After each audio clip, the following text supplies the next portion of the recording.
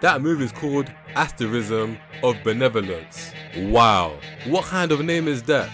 Asterism of Benevolence. You know what, yeah, F it, man. We need to check right now, guys. We need to know. What the hell does that even mean? King of Games. IGN decided to drop the Tekken 8 final preview.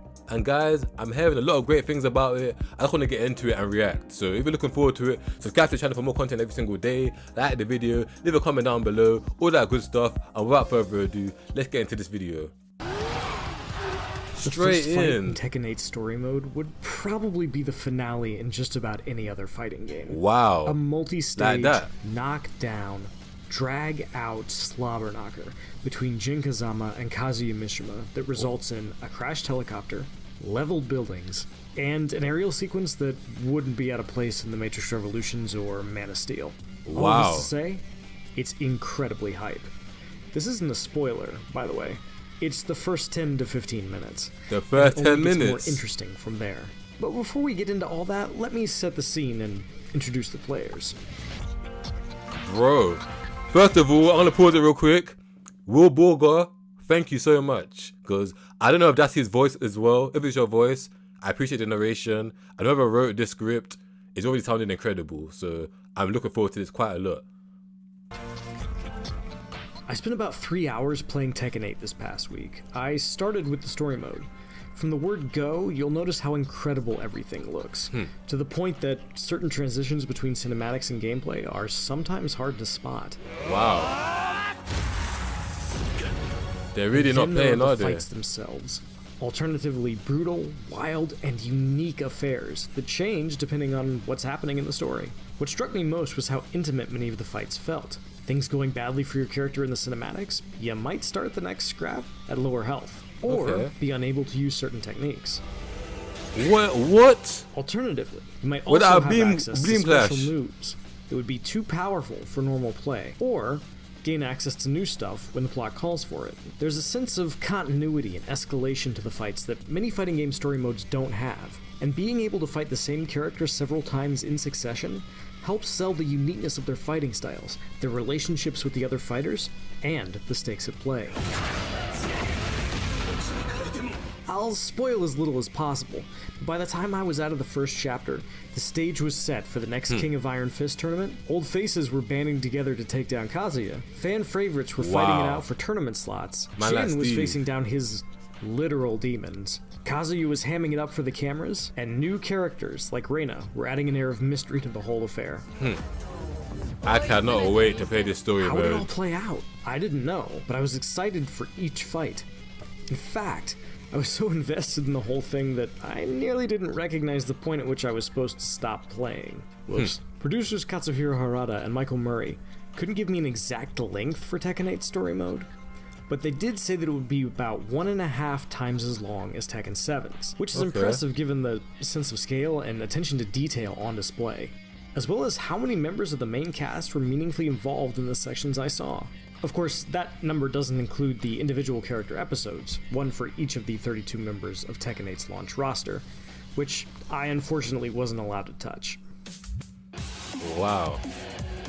After about an hour with the story mode, this is the only part of the game. Quest. Like, obviously, I know I shouldn't say this before going into it, but I'll give you my thoughts now, then my thoughts afterwards. So, this whole new, like, arcade, like, avatar system where you walk around and talk to people, that kind of stuff.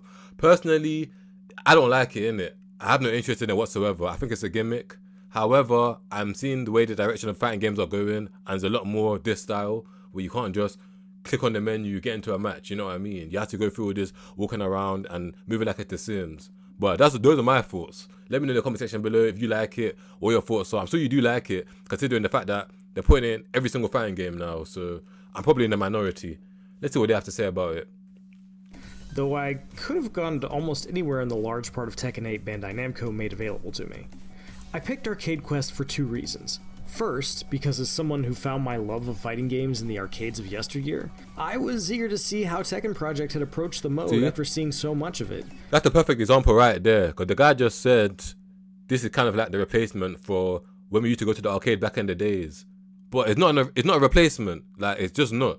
They're literally not the same at all. Going and being around people in real life is very different to being around them, the avatar, in the comfort of your own home. You know what I mean? It's not the same, personally.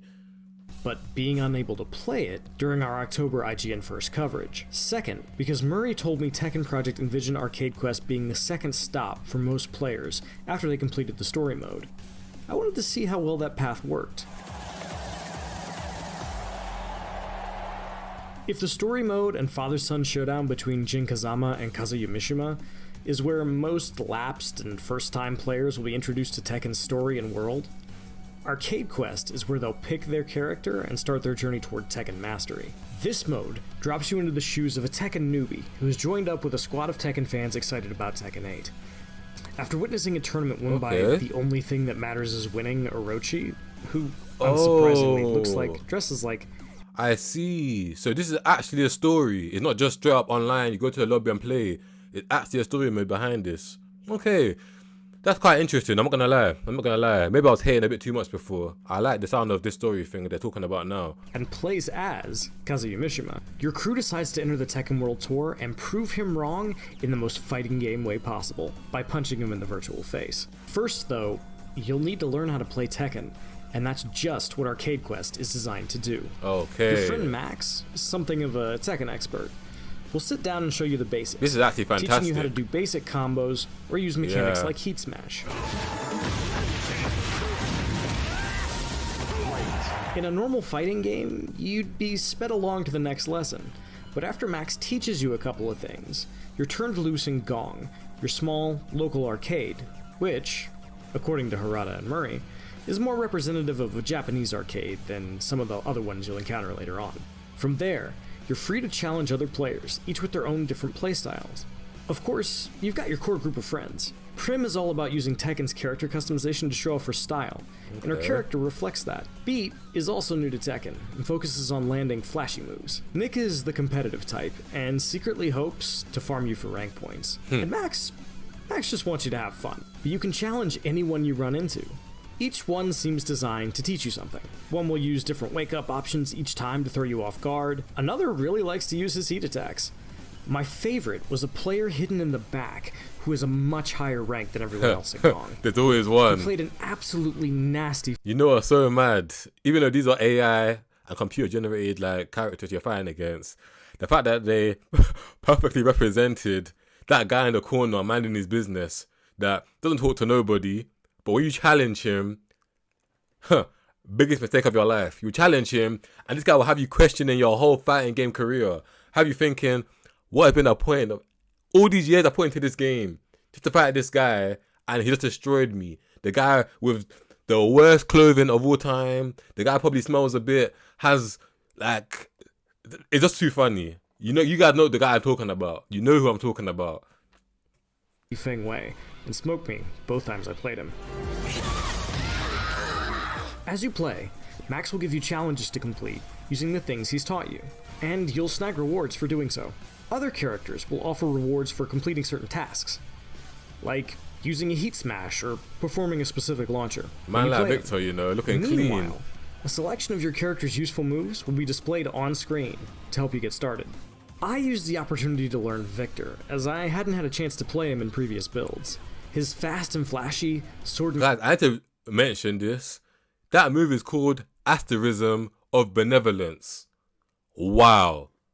What kind of name is that? Asterism of Benevolence. You know what, yeah, F it, man. We need to check right now, guys. We need to know. What the hell does that even mean? Okay, asterism, definition. A prominent pattern or group of stars that is smaller than a constellation. Okay, so however that can fit into this, I don't know. Benevolence, let's see. Benevolence, the quality of being well, meaning kindness. So, what does that even go together? A prominent pattern or group of stars that is kind. What? I swear to you, they just be putting these words together. Someone explain it to me, guys. Asterism of benevolence. Explain it to me. How does that make sense? It sounds cool, but it makes no sense. Gun focus style is just as cool as it looks in his trailer. I debated sticking with him for my whole run with Arcade Quest, but then I had an idea. Since I was gonna learn about my character just by playing them in this mode, why not also play Reina, the other totally new addition to the cast? I fell in love with her immediately, mostly because she reminded me of Lydia, the Prime Minister of Poland, and my main from Tekken 7. If she also look at that. This one, Divine Dominance of Annihilation. Like, that makes more sense, but why is the dominance divine? Like, there's so much power in that. Divine Dominance of Annihilation. Wow, I swear to you, whoever wrote these move names, they were loving it. I swear down. A fast, aggressive stance character with great buttons and good damage? Yes, please. Plus, she's got some great costumes, and there's her matches sitting on a throne. What's not to like? I stuck with her almost exclusively during the rest of my time with Tekken 8, taking breaks only for Azucena and Leroy. I just realized that this map is fantastic. After playing around in training mode to get a better glimpse of Reina's kit, running a few sets with a friend who also happened to be there, good games, Kai, and sitting down for some Tekken Ball, which is just as good and ridiculous as you remember. Please, let there be Super Ghost battle. What? I gotten a glimpse of it during the CBT, but here there was a huge list of ghosts to challenge, so I started at the bottom and worked my way up. Ghosts are still remarkably impressive. They play like real people, tendencies and all, for better and worse. Like to default to a particular round start option? Your ghost will do that too. Move a certain way? Ditto for your ghost. Default towards certain wake up and Oki options? Your ghost will emulate it. But what impressed me most was just how fast the ghosts learn. And I'm not just talking about your ghost, which will greatly resemble you after just a few games. You know how scary and this is, quite guys? Literally learns on the fly. Like, this whole ghost system and the training mode and the way that everyone can, like, is easily accessible for people that aren't that good at the game to get good. Like, there's more than ever, there's no excuse now to not be good at Tekken. You know what I mean? There's literally no excuse whatsoever. And that is so scary. Imagine you keep playing someone online, they keep smoking you. So in your spare time, you just go fight their ghost. Literally. And their ghost is fine just like them. Bro, this is going to change the whole game. Literally. I'm talking about started responding to my offense and forcing me to go to the next layer levels of learning in real time. The sort of thing you see from real players, particularly at higher levels of play. This stage is incredible as well. Obviously, the ghost was just reacting the way the player it's based on would, but when I sat down with Harada and Murray after my play session, I had to ask how they did this. Fighting game AI is notoriously tricky to implement, and even the best ones often default to patterns that are easy to notice if you pay attention. That was just how the ghosts worked, they told me, and yes, they did learn in real time. Harada speculated that Tekken 8's Ghost might be the highest level AI available in any fighting game. Yeah. We'll need to play the final game to know for sure, but honestly, based on what I've seen so far, I'm not inclined to disagree. I left the event feeling that way about much of Tekken 8. It's rare for a fighting game to truly move the needle and advance the genre because of how well established and codified it is. Even truly great fighters often don't manage to do it. But over the last few years, we've had several fighters, from Guilty Gear Strive to Street Fighter 6, push the genre forward in exciting ways.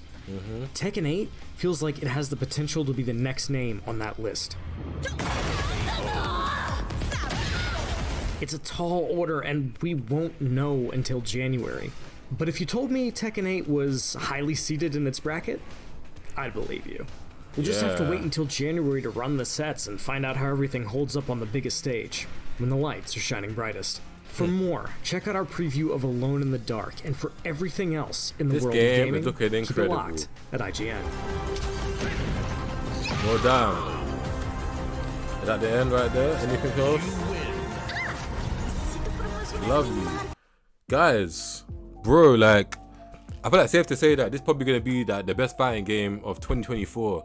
Considering Street Fighter 6 came out this year and Mortal Kombat came out this year, 2024, I don't see any competition for fighting games like that that's coming up to this level, because everything we've seen in this video has literally been perfect. I haven't seen anything wrong with this at all, which is crazy to me. I just have to wait and see. I've heard there's a demo coming out December 14th, which is tomorrow by the time you're watching this. So looking forward to playing that, as well as the fact that this game's coming out literally in more or less than a month at this point. I can't wait, guys. So yeah, if you guys can't wait as well, you know what to do, guys. There's going to be a lot of Tekken content on this channel. Subscribe to the channel for more content every single day. Like the video, leave a comment down below, and yeah, man, have a great day, guys. Peace.